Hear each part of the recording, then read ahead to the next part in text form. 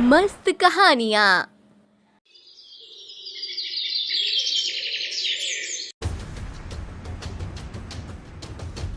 बचाओ, कोई मुझे यहाँ से बाहर निकालो।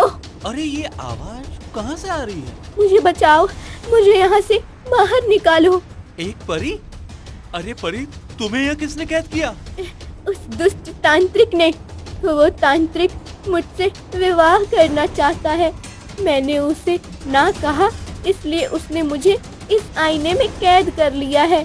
उसने मेरी सारी शक्तियाँ भी मुझसे छीन ली है।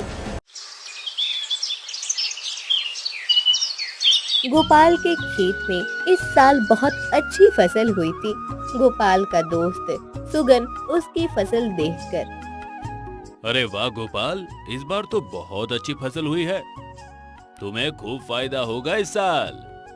हाँ सुगन, पूरे साल मेहनत करने के बाद ऐसी फल देखकर सच में उस मेहनत का फल मिल गया ऐसा लगता है। बस अब कल से फसल काटने का काम शुरू करूंगा। एक बार फसल को काटकर बाजार में जाकर बेचकर आऊं, उसके बाद ही आराम की फुर्सत मिलेगी मुझे। हाँ हाँ भाई, कर लेना आराम।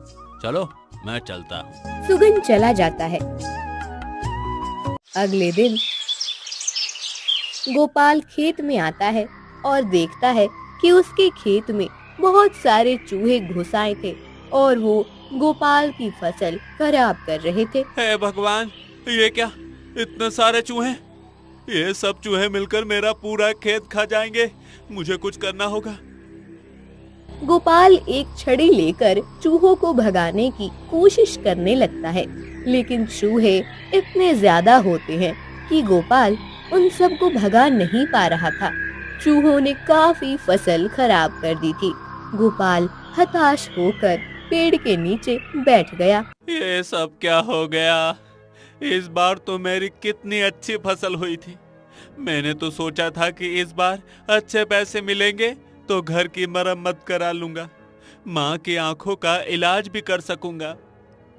लेकिन इन चूहों ने तो मेरे सारे सपने तोड़ दिए।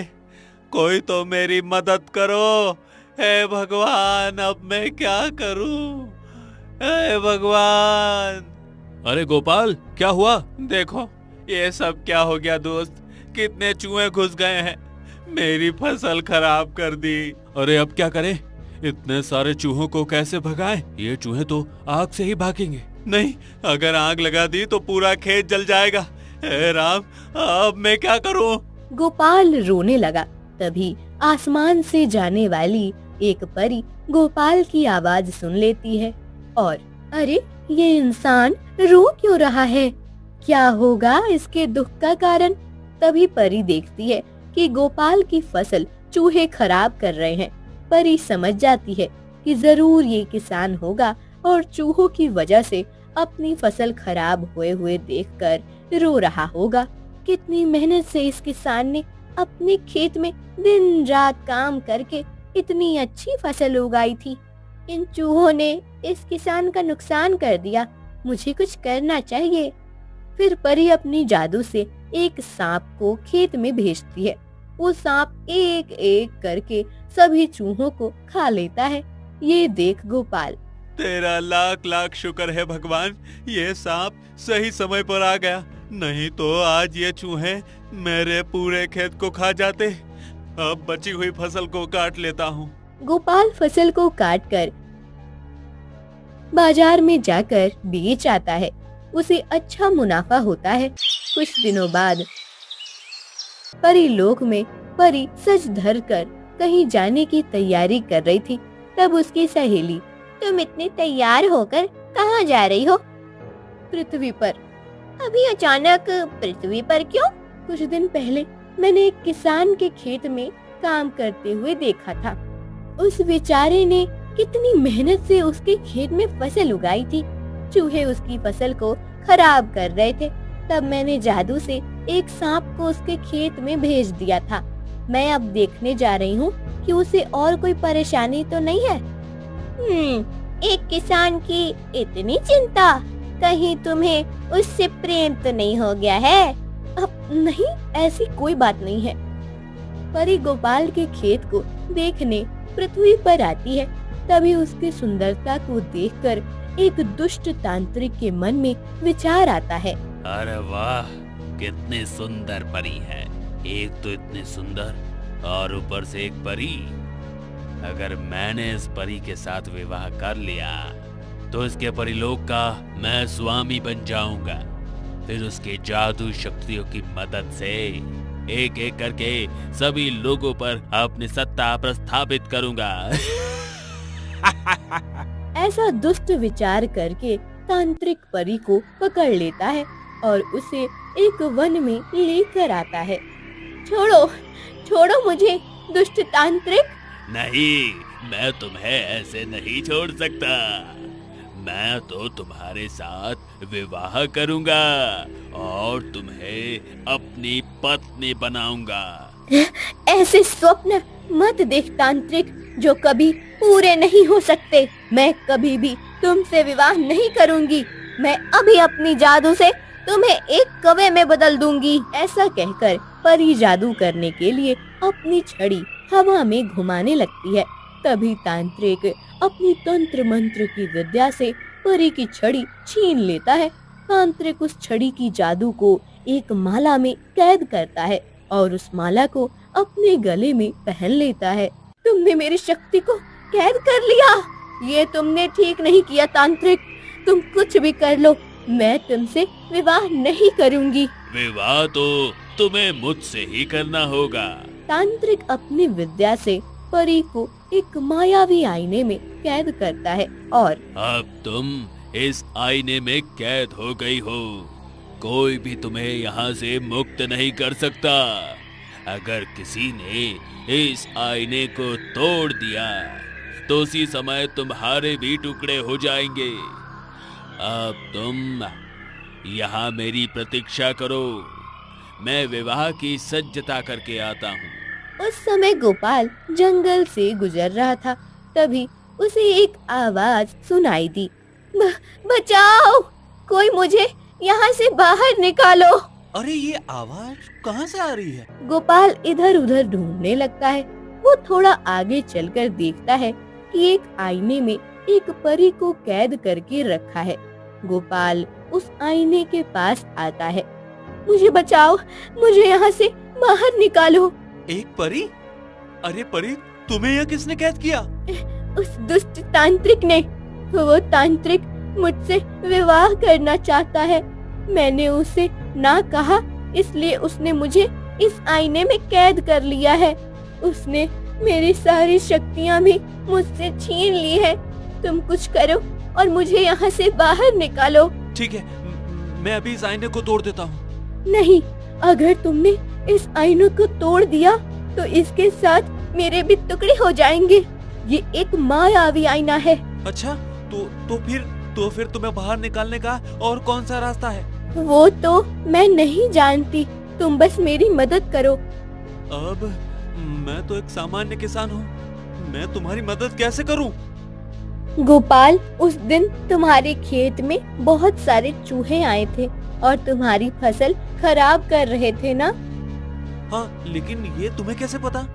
उस समय मैं आसमान से जा रही थी, तभी मैंने तुम्हें बहुत परेशान देखा और तुम्हारी मदद करने के लिए मैंने ही अपनी जादू से उस सांप को भेजा था। उस दिन मदद की थी।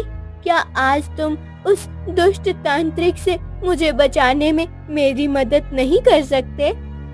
मैं तुम्हारी मदद करना चाहता हूँ, लेकिन मैं क्या करूँ? ये मेरे समझ में नहीं आ रहा है। तुम एक काम करो, इसी वन में तुम्हें कदम ऋषि मिलेंगे। तुम उनके पास जाओ और उन्हें मेरे बारे में बताओ। मुझे विश्वास है वो तुम्हारी सहायता अवश्य करेंगे। ठीक है, उस दिन तुमने मेरी मदद करके मेरी फसल बचाई थी। आज मैं तुम्हें उस दुष्ट तांत्रिक के चंगुल से छुड़ाने की पूरी कोशिश करूंगा। गोपाल कदम्ब ऋषि को ढूंढने के लिए वन के ओर अंदर जाने लगता है। कुछ देर के बाद उसे एक पेड़ के नीचे ध्यान करते हुए कदम्ब ऋषि दिखाई देते हैं। गोपाल उनका ध्यान पूरा होने तक वहीं रुककर प्रतीक्षा करता है। कुछ देर के बाद ऋषि कदम्ब अपनी आंखें खोलते हैं। प्रणाम ऋषिवर, आयुष्मान भव पुत्र, बताओ क्या समस्या है? मेरी कोई समस्या नहीं है ऋषिवर, परंतु एक परी है जिसे एक दुष्ट ने एक मायावी आईने में कैद करके रखा है। उस परी ने एक बार मेरी मुसीबत में मेरी मदद की थी, अब उसे मेरी मदद की जरूरत है, लेकिन मुझे समझ नहीं आ रहा है कि मैं उसकी मदद कैसे करूं।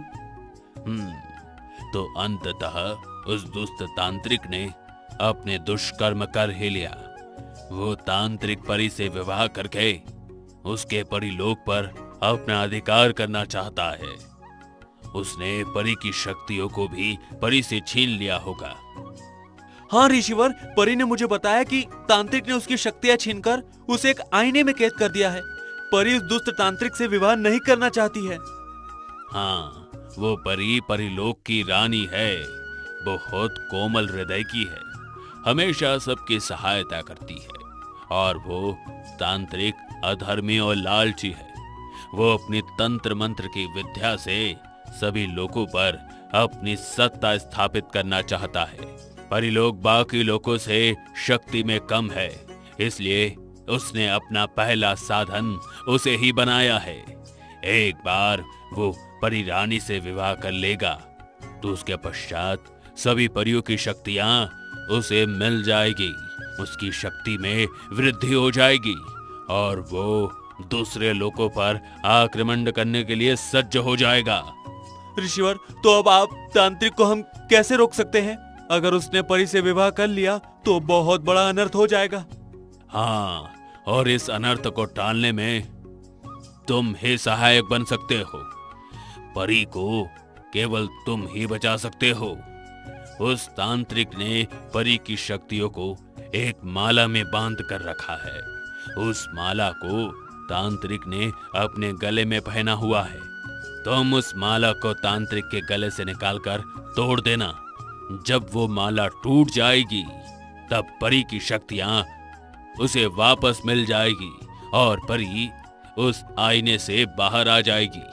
ठीक है ऋषिवर, मुझे आशीर्वाद दीजिए कि मैं उस तांत्रिक का सामना करके परी को उसकी कैद से मुक्त करा सकूं।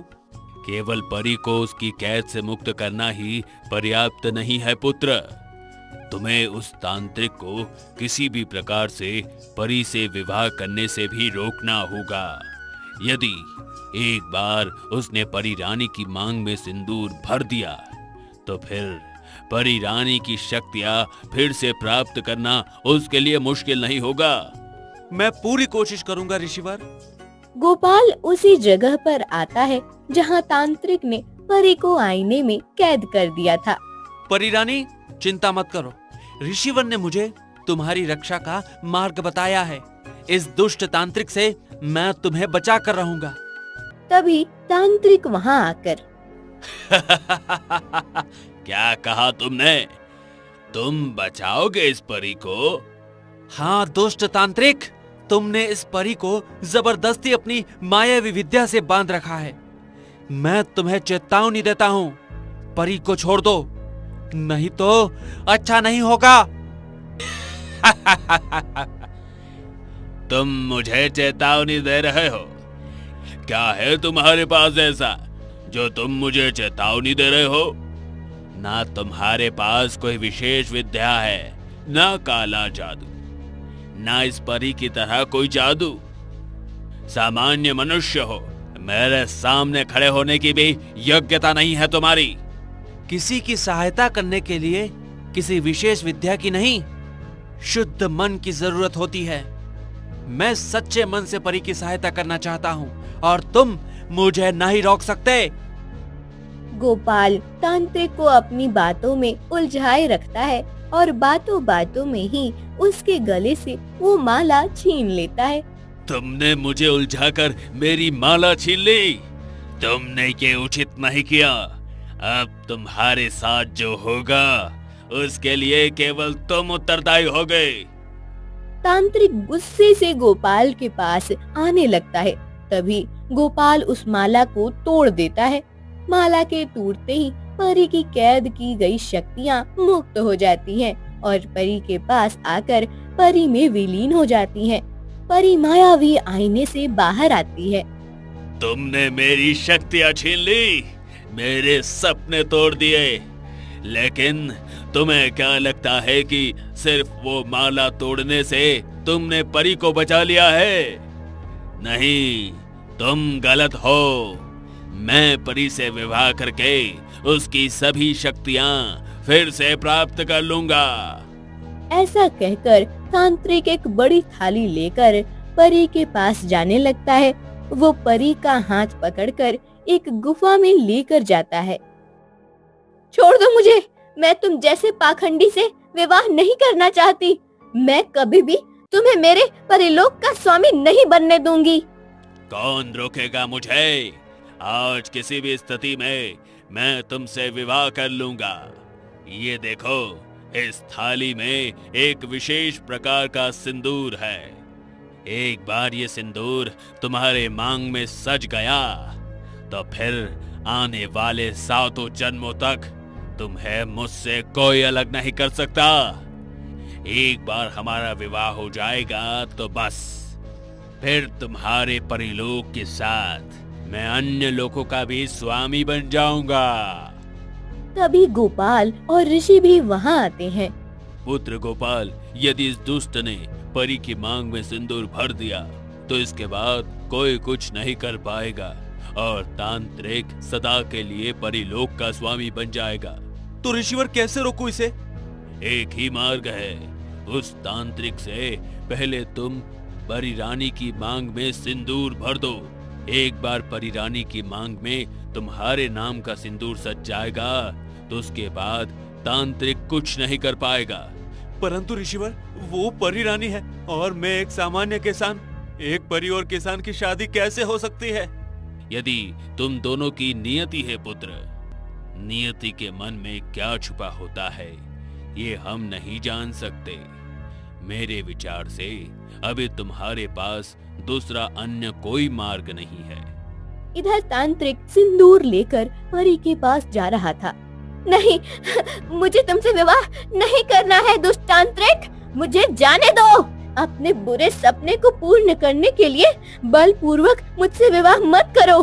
विवाह तो तुम्हारा मुझसे ही होगा परी रानी। मैंने इस विवाह की कब से प्रतीक्षा की है। आज मेरा एक सपना पूर्ण हो रहा है। ऋषिवर की बात समझकर गोपाल भाग कर जाता है। तांत्रिक से पहले वो उस थाली से सिंदूर अपने हाथ में लेता है और परी की मांग में भर देता है।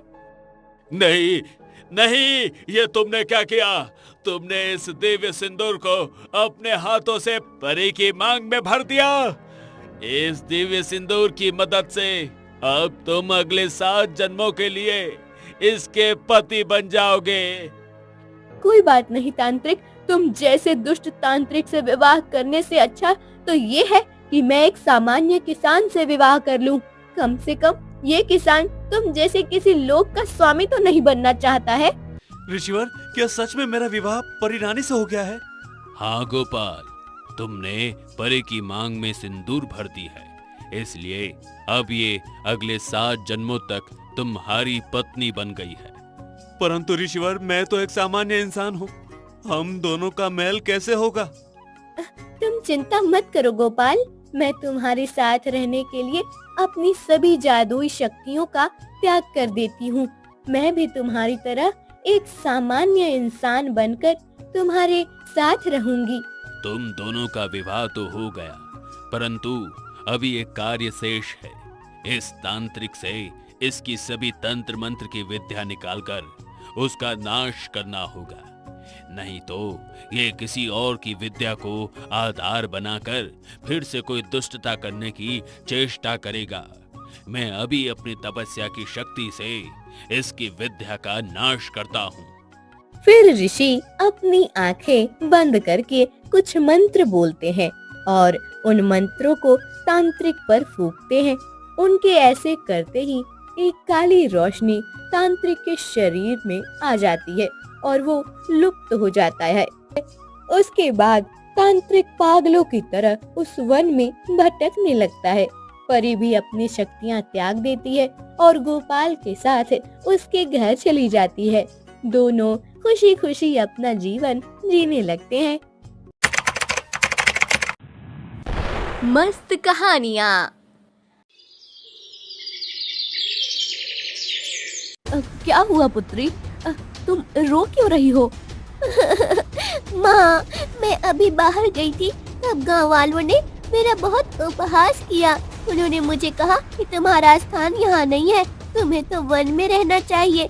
माँ, अब मुझसे उनका ये उपहास सहन नहीं होता। ठीक है पुत्री, हम यहाँ रहेंगे तो रोज तुम्हें इस उपहास का सामना करना पड़ेगा। हम किसी वन में ही रहने चलते हैं। आगे हमारे भाग्य जो होगा उसे ईश्वर का प्रसाद मानकर स्वीकार कर लेंगे। देवनगर के महाराज श्रीकांत की 3 रानियां थी। रानी सुलोचना, रानी जयश्री और सबसे छोटी और सुंदर रानी थी महारानी रूपाली। रानी सुलोचना और रानी जयश्री को 2 बेटे थे। महाराज श्रीकांत को एक बेटी चाहिए थी। एक दिन महाराज अपने 3 रानियों के साथ बात कर रहे थे। महारानी सुलोचना, आपने और रानी जयश्री ने मुझे 2 पुत्रों का सुख दिया है, परंतु मैं चाहता हूं कि मुझे एक पुत्री भी हो। एक पिता से एक पुत्री पुत्र से अधिक स्नेह करती है। पुत्र मेरे उत्तराधिकारी बनेंगे, परंतु पुत्री तो लक्ष्मी होती है। एक पुत्री को प्राप्त करना यह तो सौभाग्य की बात है।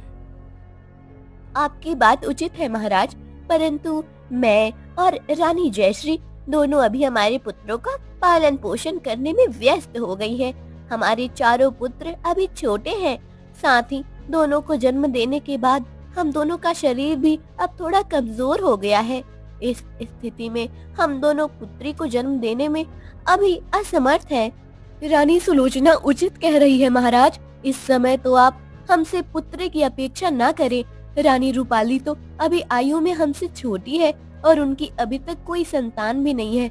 मेरे विचार से रानी रूपाली को ही पुत्री की प्राप्ति करनी चाहिए।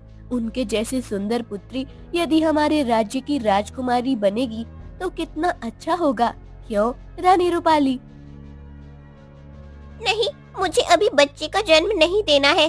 रानी सुलोचना और रानी जयश्री, देखिए अपने आप को आपको 2 पुत्रों को जन्म देकर अपने शरीर की क्या अवस्था कर ली है आपने। आप दोनों का वजन कितना बढ़ गया है। मैं यदि पुत्री को जन्म दूंगी तो मेरे शरीर का भी आकार बदल जाएगा। मैं नहीं चाहती कि मेरी सुंदरता में कोई भी बाधा आए। ये आप क्या कह रही हैं रानी रूपाली? माँ बनना तो हर स्त्री के जन्म की सार्थकता होती है।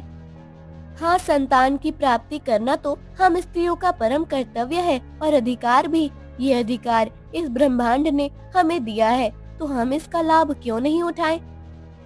आप जो कह रही हैं वो सब ठीक है, परंतु मुझे अभी संतान की नहीं चाहिए। महारानी रूपाली, हर कार्य का एक उचित समय होता है। अभी संतान प्राप्ति के लिए आप शरीर और मन से योग्य आयु की है। आप ज्यादा समय गंवाएंगी तो आगे चलकर आपको ही परेशानी हो सकती है। तब की तब देखेंगे महाराज, परंतु आप अभी मुझसे आग्रह मत कीजिए। रानी रूपाली अपने कक्ष में चली जाती है। वहाँ वो अपनी दासी मालिनी को महाराज ने कही हुई सब बात बताती है। कुछ दिन बीत जाते हैं। एक दिन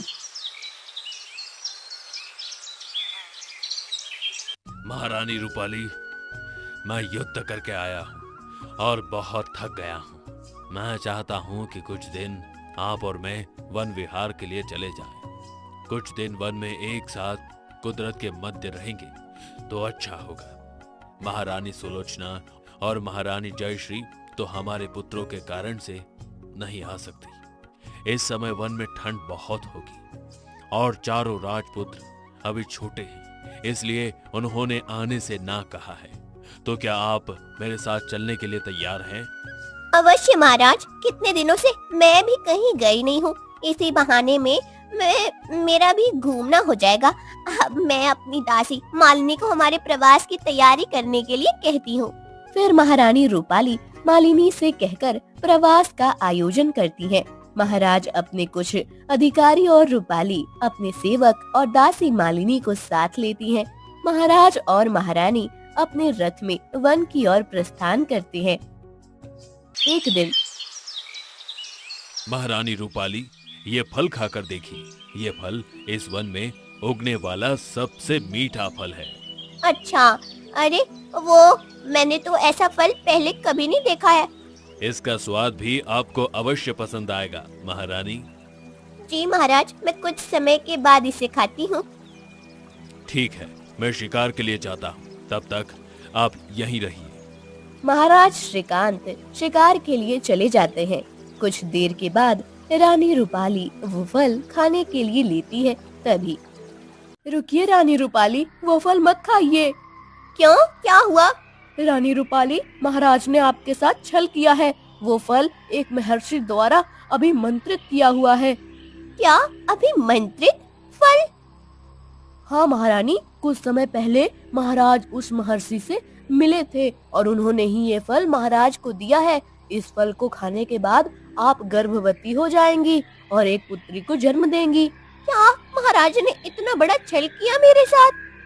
हाँ रानी रूपाली, महाराज ने महर्षि को अपनी समस्या बताई कि आप अभी संतान प्राप्ति के लिए सज नहीं है।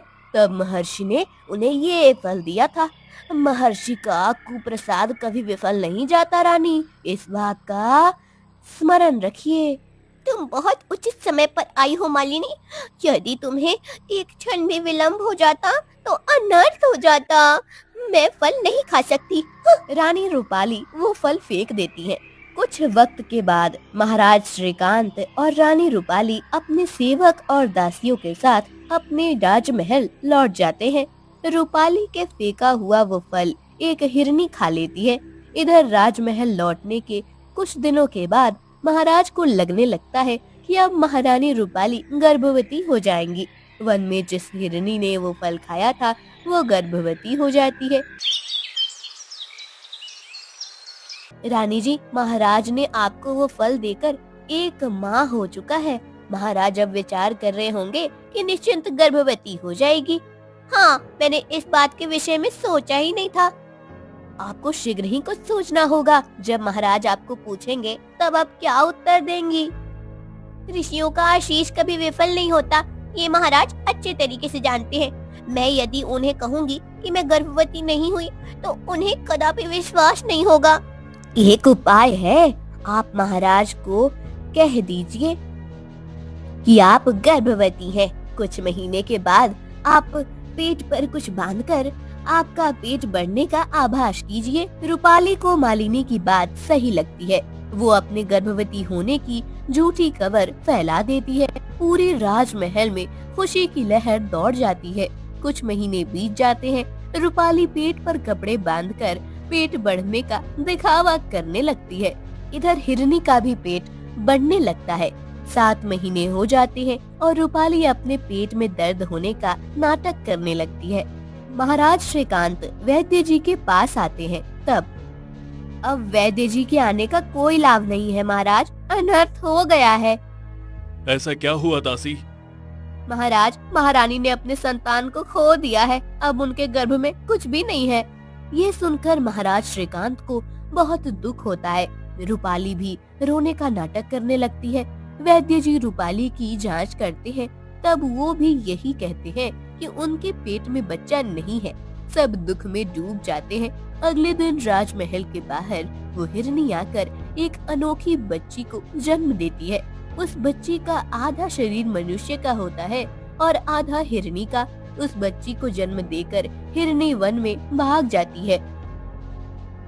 एक दासी उस विचित्र बच्ची को देखकर रानी सुलोचना के पास जाती है। सुलोचना बाहर आकर, अरे ये कैसी विचित्र बच्ची है, किसने छोड़ा होगा इस बच्ची को यहाँ? अब क्या करूँ? हाँ, इस बच्ची को रानी रूपाली के पास ले जाती हूँ। उन्होंने अभी अभी अपना बच्चा खोया है। इस बच्ची को देखकर कदाचित उनका दुख कम हो जाएगा। रानी सुलोचना उस अनोखी बच्ची को लेकर रूपाली के पास आती है। ये क्या रानी सुलोचना, आप इस विचित्र बच्ची को मेरे पास क्यों लेकर आई हैं? ले जाइए अभी इसे मुझसे दूर। अब मैं ऐसी विचित्र बच्ची का मुख भी नहीं देख सकती। इसे राजमहल से बाहर कीजिए। रानी रूपाली की बात सुनकर सुलोचना को दुख होता है, लेकिन उनके पास कोई विकल्प नहीं था। उन्होंने एक दासी को उस बच्ची के हाथ में दिया और उसे वन में छोड़कर आने को कहा। दासी ने उस बच्ची को देखा। उस नवजात बच्ची को देखकर दासी का हृदय पिघल जाता है। मैं इस बच्ची को वन में नहीं छोड़ सकती। मैं इसे अपने साथ अपने घर ले जाती हूँ। ये मेरी बेटी बनकर रहेगी। दासी उस अनोखी बच्ची को अपने घर ले जाती है। दासी बच्ची का नाम मृगजा रखती है। कुछ साल बीत जाते हैं। अब वो बच्ची 16 साल की हो जाती है। माँ, मैं ऐसी क्यों दिखती हूँ? मेरा ये विचित्र शरीर देखकर कोई मुझसे दोस्ती नहीं करता, सभी मुझसे दूर भागते हैं। ऐसा क्यों माँ? तुम मेरी माँ हो और तुम तो पूर्ण मनुष्य हो, तो मैं ऐसे आधा मनुष्य और आधा हिरण का शरीर लेकर क्यों पैदा हुई? सत्य कहूँ तो पुत्री, तुम्हारे जन्म की कथा मैं भी नहीं जानती। तुम तो मुझे राजमहल के बाहर प्राप्त हुई थी। तुम्हारे आसपास कोई भी नहीं था। तुम्हें ऐसे ही छोड़ना मुझे उचित नहीं लगा, इसलिए मैं तुम्हें अपने साथ ले आई थी। माँ, आपने मुझे नया जन्म दिया है। यदि उस समय आपने मेरा त्याग कर दिया होता तो कदाचित मैं आज जीवित भी नहीं होती। परंतु मेरे ऐसे शरीर के साथ में क्या करूँगी? कोई मेरे साथ बात नहीं करता, कोई मेरे साथ खेलता नहीं है। मैं कहीं बाहर भी नहीं जा सकती। सब मुझे देखकर हंसते हैं और मेरा उपहास करते हैं। दुखी मत हो मेरी पुत्री, मुझे विश्वास है कि तुम्हारी इस समस्या का निवारण एक दिन अवश्य होगा। फिर एक दिन मृगजा बाहर खेल रही थी। तभी कुछ लोगों ने उसे देखकर उसका मजाक बनाया। उन्होंने उसे बहुत कुछ कहा। मृगजा रोते हुए घर आई। क्या हुआ पुत्री? तुम रो क्यों रही हो? माँ, मैं अभी बाहर गई थी, तब गांव वालों ने मेरा बहुत उपहास किया। उन्होंने मुझे कहा कि तुम्हारा स्थान यहाँ नहीं है, तुम्हें तो वन में रहना चाहिए। माँ, अब मुझसे उनका ये उपहास सहन नहीं होता। ठीक है पुत्री, हम यहाँ रहेंगे तो रोज तुम्हें इस उपहास का सामना करना पड़ेगा। हम किसी वन में ही रहने चलते हैं। आगे हमारे भाग्य जो होगा उसे ईश्वर का प्रसाद मानकर स्वीकार कर लेंगे। दोनों घर छोड़कर वन में आकर रहने लगती हैं। कुछ दिनों के बाद दासी की कुटिया के पास वही महर्षि आते हैं जिन्होंने महाराज श्रीकांत को अभिमंत्रित कर दिया था। दासी महर्षि को प्रणाम करती है और उन्हें अपनी समस्या बताती है। मृगजा को देखकर, ये कन्या तुम्हें कहाँ प्राप्त हुई है पुत्री? महर्षि, मैं महाराज श्रीकांत के राजमहल की दासी थी। एक बार महारानी सुलोचना को ये बच्ची महल के बाहर दिखाई दी थी। सबसे छोटी रानी रूपाली ने उसी समय अपना बच्चा खोया था, इसलिए रानी सुलोचना इस बच्ची को उसे देने के लिए गई थी। लेकिन रानी रूपाली ने इसके विचित्र रूप को देखकर राजमहल से बाहर निकाल दिया। रानी सुलोचना ने मुझे इस बच्ची को वन में छोड़ने को कहा था, परंतु मैं इसे अपने साथ मेरे घर लेकर आ गई। अब ये बड़ी हो गई है, अब सब इसका उपहास करते हैं, इसलिए मैं समाज का त्याग करके यहाँ वन में चली आई हूँ। मैं समझ गया कि ये कन्या ने इस रूप में जन्म क्यों लिया है। ये मेरी कृपा प्रसाद से ही जन्मी है, परंतु जिसके लिए वो प्रसाद था उसने उस प्रसाद को ग्रहण नहीं किया और एक हिरणी ने ग्रहण कर लिया। मैं उस स्त्री को श्राप देता हूँ कि जिसने मेरे अभिमंत्रित फल का अपमान किया है वो भी अपना मनुष्य रूप छोड़कर एक हिरणी में परिवर्तित हो जाएगी। महर्षि का श्राप फल द्रुप हो जाता है। धीरे धीरे रानी रूपाली का चेहरा हिरनी जैसे होने लगता है। ये देखकर, रानी रूपाली, ये क्या हो गया आपको? आपका चेहरा हिरनी में परिवर्तित हो रहा है। क्या मेरा चेहरा हिरनी जैसे दिख रहा है? रूपाली आईने में अपना चेहरा देखती है और चौंक कर जोर से चिल्लाती है। उसकी आवाज सुनकर दोनों रानियां और महाराज रूपाली के पास आते हैं। रानी रूपाली का चेहरा ऐसे कैसे बन गया? अचानक क्या हो रहा है इन्हें? अवश्य रानी रूपाली को किसी का श्राप लगा है। मैं अभी जाकर किसी तपस्वी से इस विषय में बात करता हूँ। महाराज श्रीकांत महर्षि को ढूंढते हुए वन में आते हैं। वन में महाराज को महर्षि मिलते हैं। मैं जानता था महाराज श्रीकांत आप यहाँ अवश्य आएंगे। आपकी पत्नी को मैंने ही श्राप दिया है। कुछ महीनों पहले मैंने आपको पुत्री प्राप्त के लिए जो फल दिया था वो उन्होंने खुद ना खाकर फेंक दिया था। उस फल को एक हिरणी ने खा लिया और एक पुत्री को जन्म दिया जो आधे मनुष्य और आधे हिरणी का शरीर लेकर जन्मी थी। क्या इतना बड़ा छल! रानी रूपाली को ऐसा नहीं करना चाहिए था। इतने वर्षों से वो मुझसे असत्य बोलती रही है, परंतु महर्षि, अब रानी रूपाली को ठीक करने का क्या उपाय है? उपाय तो है महाराज, परंतु महारानी को अपने कर्म का दंड भुगतना पड़ेगा। जब वो इस पुत्री को प्रेम से चूम लेगी तभी वो पूर्णतः मनुष्य बन जाएगी। उसके पश्चात उन्हें अपने इस पुत्री को स्वीकार करना होगा। ये एक राजकुमारी है और इसे राजकुमारी का ही जीवन जीना होगा। यह इसका अधिकार है। फिर महाराज श्रीकांत रानी रूपाली के पास आते हैं। रानी रूपाली, महर्षि ने कहा है कि आपको आधे मनुष्य और आधे शरीर वाली एक कन्या को प्रेम से चूमना होगा, तभी आप पहले जैसी हो जाएंगी। नहीं, मैं कभी ऐसा नहीं कर सकती। ऐसे विचित्र शरीर वाली लड़की को चूमने का मैं विचार भी नहीं कर सकती। हाँ। रानी रूपाली के ऐसे कहते ही वो पूरी तरह से हिरनी में बदल जाती है और कूदते हुए वन में भाग जाती है। महाराज भी उनके पीछे जाते हैं। रूपाली हिरनी के रूप में एक पेड़ के नीचे खड़ी होती है। तभी वहाँ एक शिकारी आता है। शिकारी रूपाली पर अपने धनुष का निशाना साधता है। वो तीर छोड़ने ही वाला होता है, तभी मृगजा वहाँ आती है और रुक जा शिकारी, उन्हें मत मारो। मृगजा की आवाज सुनकर रूपाली पीछे देखती है कि एक शिकारी उस पर धनुष का निशाना तान कर खड़ा है। रूपाली आगे भाग जाती है। तभी महाराज श्रीकांत आकर शिकारी को पकड़ लेते हैं। रूपाली बच जाती है और भागकर मृगजा के पास जाती है। आज तुम्हारे कारण मेरे प्राणों की रक्षा हुई है, नहीं तो ये शिकारी मुझे मार डालता।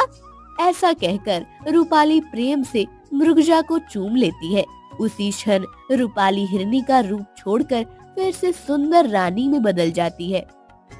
मुझे क्षमा कीजिएगा महाराज, मैंने इतने वर्षों से आपके साथ असत्य ही कहा है। मैं अपने सुंदरता की अहंकार में अंधी हो गई थी, इसलिए मैंने अपने गर्भवती होने का झूठा नाटक किया था। आपके दिए हुए फल को मैंने फेंक दिया, मुझसे बहुत बड़ा अपराध हुआ है। महारानी रूपाली, आपने जिस फल को फेंक दिया था उस फल को एक हिरणी ने खाया था, उससे ये कन्या जन्मी है। ये हमारी ही पुत्री है महारानी। मुझे क्षमा कर दो पुत्री, मेरे कारण तुम्हें आज तक बहुत दुखों का सामना करना पड़ा है। महर्षि, आप अपनी कृपा से हमारी पुत्री का उद्धार कीजिए। इस शरीर के साथ मेरी पुत्री का जीवन व्यतीत करना सरल नहीं है। अवश्य महाराज, मैं अपनी सिद्धि से इस कन्या को मनुष्य का रूप देता हूँ, परंतु इसका नाम सदा के लिए मृगजा ही रहेगा, क्योंकि अंततः इसे एक हिरणी ने ही जन्म दिया है और हिरणी अर्थात मृग से जन्मी है, इसलिए ये मृगजा है। फिर महर्षि मृगजा के सर पर अपना हाथ फेरते हैं। मृगजा का हिरनी का शरीर लुप्त हो जाता है और वो पूरी तरह से मनुष्य का देह धारण कर लेती है। महाराज श्रीकांत और रानी रूपाली मृगजा को अपने साथ राजमहल ले जाते हैं। जिस दासी को मृगजा अपनी माँ मानती थी, उसे भी वो अपने साथ ले जाती है। कई वर्ष तक हिरनी से जन्मी अनोखी राजकुमारी की कहानी देवनगर में सुनाई जा रही थी।